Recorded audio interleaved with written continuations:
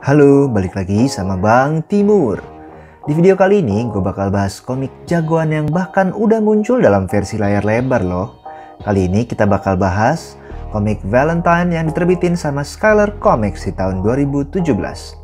Untuk video ini gue akan pakai format yang sedikit beda. Di sini gue bakal kasih tahu kalian 5 alasan kenapa komik ini menarik untuk kita baca dan simak ya.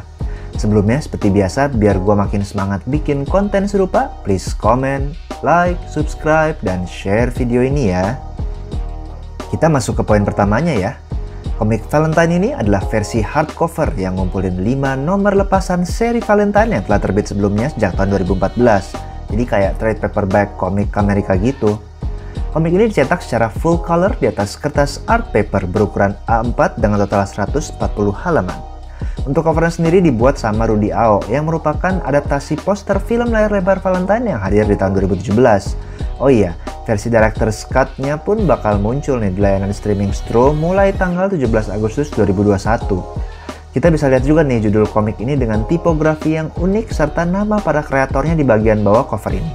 Dan pastinya di bagian tengah kita bisa lihat sosok jagoan kita Valentine versi live action yang diperanin sama Estelle Linden yang memukau. Untuk bagian belakangnya sendiri kita bisa lihat kembali nih poster film Valentine lengkap dengan daftar pemain lainnya. Juga tanggal rilis resminya di tahun 2017 dulu.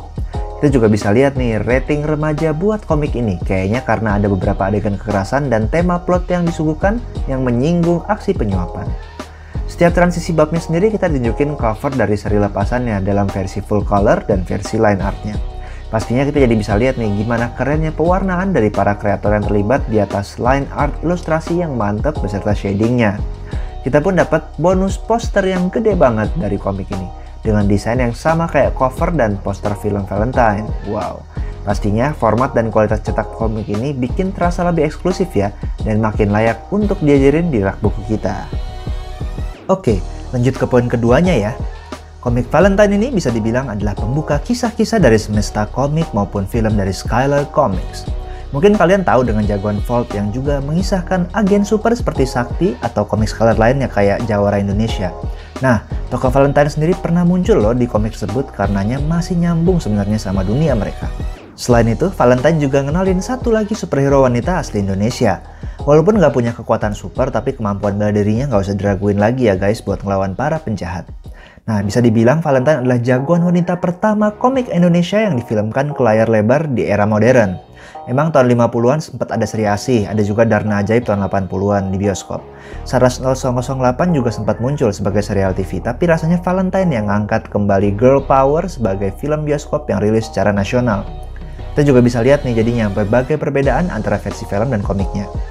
Desain tokoh Valentine sendiri cukup menarik ya dengan palet warna ungu dipadu dengan sedikit putih dan hitam.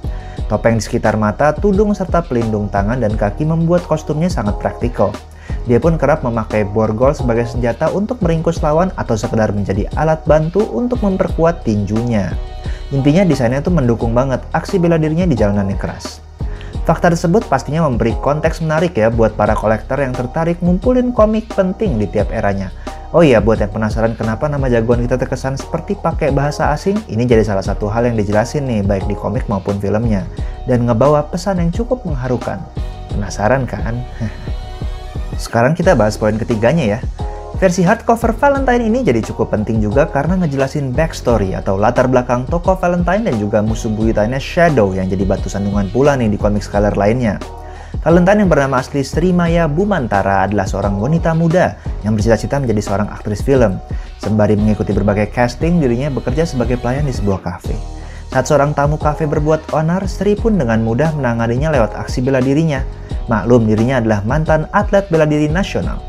Bono, seorang sutradara yang kebetulan ada di kafe itu pun mengajak Sri untuk bermain sebagai pemeran utama film superhero-nya berjudul Valentine. Tapi buat ngeyakin produsernya, Sri harus ngelakuin berbagai aksi memberantas kejahatan dan melindungi warga agar viral di internet. Tapi ternyata tanpa diduga, dia juga harus berhadapan dengan kelompok teroris bersenjata yang dipimpin oleh sosok bernama Shadow. Shadow sendiri adalah sosok bertopeng yang mengorkestrasi berbagai perampokan bank di Batavia City tempat Sri tinggal. Dia beraksi bersama 3 teroris wanita yang bernama Hydro, Zola, dan Mida. Ketiganya adalah penjahat keji yang tega membunuh pihak yang menghalanginya tanpa ampun. Sosok di balik Shadow menjadi salah satu misteri dan plot twist dari komik Valentine ini. Yang bisa gue bilang adalah motifnya dipicu oleh dendam atas kinerja penegak hukum yang nggak maksimal karena isu penyuapan dan korupsi. Wow, berat banget ya temanya dan pastinya seakan memberi kritik sosial yang patut kita renungi bersama. Adapun mungkin di komik ini kita belum tahu terlalu banyak nih tentang backstory 3 teroris wanita yang bekerja dengan Shadow. Tapi kita tahu sekilas tentang profil mereka. Mungkin disimpan ya untuk cerita di lain hari nih. Poin keempat masih nyambung nih sama poin sebelumnya. Cerita di komik Valentine dikembangin dengan cukup baik dan berlapis oleh para penulisnya, yaitu Sarjono Sutrisno, Aswin MC Siregar, dan Rama Reksoprojo. Komik ini dibuka dengan cerita yang dibawakan langsung oleh Valentine sendiri. Pendekatan yang cukup unik dan membuat kita ngerasa dinarasikan langsung nih sama sang tokoh utama. Bikin kita ngerasa lebih dekat dengan apa yang dipikirin sama jagoan kita. Masing-masing dari 5 bab di komik ini pun kerap dimulai dengan situasi genting saat ini. Lalu pembaca diajak melakukan kilas balik untuk tahu rangkaian momen apa yang kejadian sehingga ngebawa para karakternya ada di posisi tersebut. Kita pun dibawa ngelihat berbagai plot cerita mulai dari awal sepak terjang Sri sebagai Valentine bersama Bono sampai aksi teroris pimpinan Shadow yang mencapai klimaksnya di bab terakhir. Untuk kemudian mengungkap berbagai misteri di komik ini, salah satunya adalah siapa Shadow sebenarnya. Walaupun motivasi Shadow dirasa terbangun dengan baik, tapi jujur gue kurang ngerasa sosok ini memberi ancaman yang serius bahkan untuk kepolisian nih.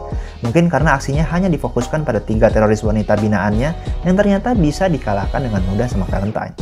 Tapi gue ngerasa sosok Sri juga cukup nekat beraksi sebagai Valentine, terutama di awal kisahnya yang semata-mata dia lakukan untuk jadi seorang aktris. Walaupun menjelang akhir cerita, jagoan kita mendapat motivasi tambahan untuk memberi perhitungan ke sosok Shadow dan anak buahnya. Ini jadi salah satu hal yang mengejutkan gua sih, karena ternyata komik ini cukup gelap dan tidak segan membawa beberapa tokohnya berujung maut. Poin terakhir menurut gua jadi aspek terkuat komik ini ya. Mungkin kalian udah sadar kalau gambar di komik ini keren banget lewat nuansa komik Amerikanya. Didukung oleh Ian Waryanto di nomor 1-2, Dodi Eka di nomor 3-4, dan Arif Risanto untuk nomor 5 sebagai para pensiler. Para komikus ini juga terlibat di komik Vault yang gak kalah keren gambarnya. Terlihat dari momen-momen pertarungan dan aksi yang terlihat intens lewat pergerakan anatomi para tokohnya yang dinamis. Walaupun digambar oleh orang yang beda di tiap nomornya, tapi artnya masih selaras, jadi terasa nyatu sih menurut gua. Tentunya tiap panel tersebut dihidupkan melalui warna yang vibrant oleh Warnia Kasahadewa dan Iwan Joko. Para kreator ini bisa memberi nuansa yang keren lewat warna background gradasinya, dan salah satu favorit gua bisa dilihat di bab 4, di mana Valentine harus menghadapi musuhnya di situasi malam, di mana warnanya terasa lebih gelap. Jadi transisinya sesuai banget nih dari cerah ke gelap. Untuk panelnya dibuat secara sederhana tapi efektif, sehingga membuat ritme bacanya mengalir dengan baik. Hal ini dibantu oleh Dike Faisal Akbar di aspek tata letak. Untuk efek suara sendiri rasanya ditambahkan secara digital dengan berbagai tipografi yang variatif untuk nekenin berbagai adegan aksi. Sedangkan teksnya seperti balon dan kata-kata cukup nyaman dibaca, dibantu pembuatannya oleh Remy Olivier. Walaupun di beberapa halaman khususnya pada momen dramatis terasa cukup ramai dengan teks saat ngejelasin eksposisi dan informasi penting, tapi saat adegan aksinya, rasio gambarnya lebih mendominasi dari teksnya. Jadi, gimana kesan gue dengan komik ini? Setelah tahu 5 hal menarik dari Valentine versi hardcover ini, rasanya semakin nunjukin kalau Scalar Comics nggak pernah setengah-setengah ya dalam produksi komiknya. Kualitas produksi lewat penjilitan hardcover yang mantap didukung dengan line art dan pewarnaan yang super keren untuk berbagai momen aksi yang muncul, dibalut dengan cerita yang cukup mengkritik kondisi aparat penegak hukum, serta plot twist di akhir membuat komik ini cukup asik untuk dibaca. Yang bikin lebih keren adalah fakta bahwa komik ini diadaptasi ke layar lebar dan berkaitan dengan semesta Scalar Comics lainnya. So, jadi makin layak buat dikoleksi. Oke, mungkin itu dulu dari gua. Jangan lupa untuk tetap baca dan dukung terus komik Indonesia yang pastinya gak kalah keren sama komik internasional ya. Sampai ketemu di video berikutnya. Cus!